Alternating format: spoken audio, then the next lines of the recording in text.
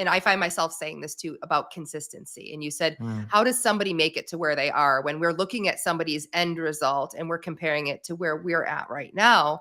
Oftentimes it starts to feel very like they're there and I'm just here and like how, and this can never happen. But it's the doing things consistently. And I love that you said that, because I often find myself like, people will ask me, how do you set goals, or what business books do you read, or what really has helped you, and if I'm being honest, I think it's just really, it's like good inputs that I believe in over time and not quitting. It's Yeah, I consistently showing up and being like, well, F that one up. Guess I'm going to have to go do that differently. Oh, that didn't go the way I thought. Guess I'm going to have to change that. Um, Asking for help, all those types of things. So that imposter syndrome piece and the consistency piece, I think it's like imposter syndrome should really be about possibility, mhm. because it's possible for you. And it's like, if you're willing to show up consistently and keep doing the work, you can get there.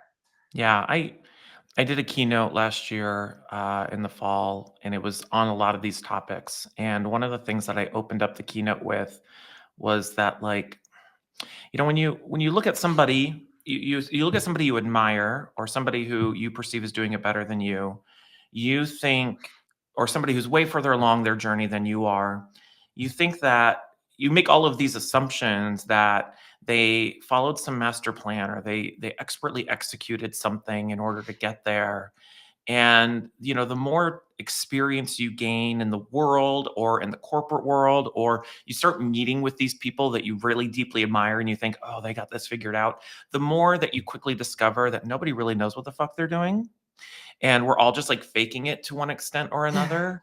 And that, really, to Yeah. your point, like, I get asked that same question. People are like, I want to be like you when you grow up, and like, how did you do this, and how did you figure this out, and da da da da da. And they want you, what they really, a lot of times what they're asking is to take your 15 years of failures and mistakes and trial and error and all of that stuff, and like condense it down to like the 3-point checklist that's going to get them there, when the reality is, it's like, no, I just did a lot of crap for years and years and years. A lot of it failed, some of it worked, and I kept doing more of the stuff that worked, and I just did it consistently.